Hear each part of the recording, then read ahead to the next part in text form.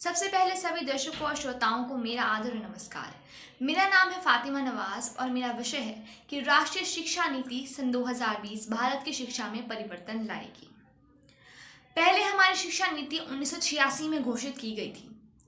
34 सालों से हम सब एक ही शिक्षा पद्धति से शिक्षा ग्रहण करते आ रहे हैं, परंतु आज भी हमारे देश का साक्षरता दर 80% से ऊपर नहीं है, केवल 77%।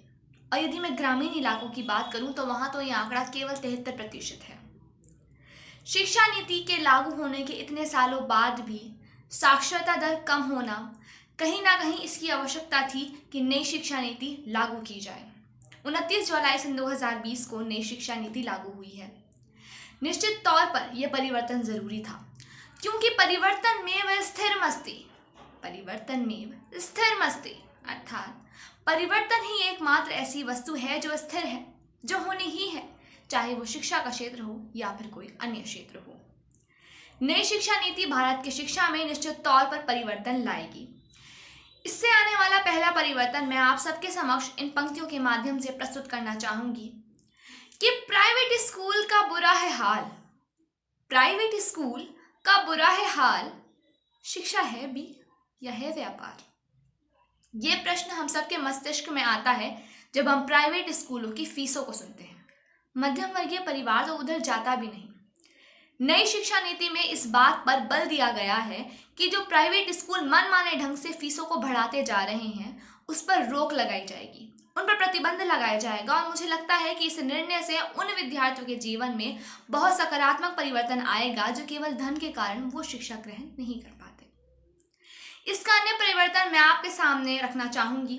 हम सब जानते हैं कि आज की शिक्षा कितनी अवसादजनक हो गई है, विद्यार्थियों पर कितना दबाव है, जिससे उनकी शारीरिक और मानसिक क्षमता कहीं ना कहीं दुर्बल होती जा रही है। वो कई रोगों से ग्रस्त होते जा रहे हैं। रोगों का उपाय क्या है कि सभी रोगों का एक ही समाधान, योगा करो सुबह और शाम। योगा, जिसको नई शिक्षा नीति में मुख्य पाठ्यक्रम से जोड़ा गया है। अब तक ये विषय और संगीत और खेल का विषय मुख्य पाठ्यक्रम का भाग नहीं थे, जिन्हें इस शिक्षा नीति में मुख्य पाठ्यक्रम से जोड़ा गया। मुझे लगता है इस निर्णय से हमारे देश के विद्यार्थियों में बहुत मानसिक और शारीरिक क्षमता अच्छी होगी और उनका विकास होगा। तीसरा परिवर्तन जो आएगा, मेरे विचार में, यदि ये शिक्षा नीति अच्छी तरह से लागू की जाए तो हमारे देश की जो सर्वाधिक प्रचलित प्रवृत्ति है, रट्टा प्रवृत्ति, वो खत्म होगी।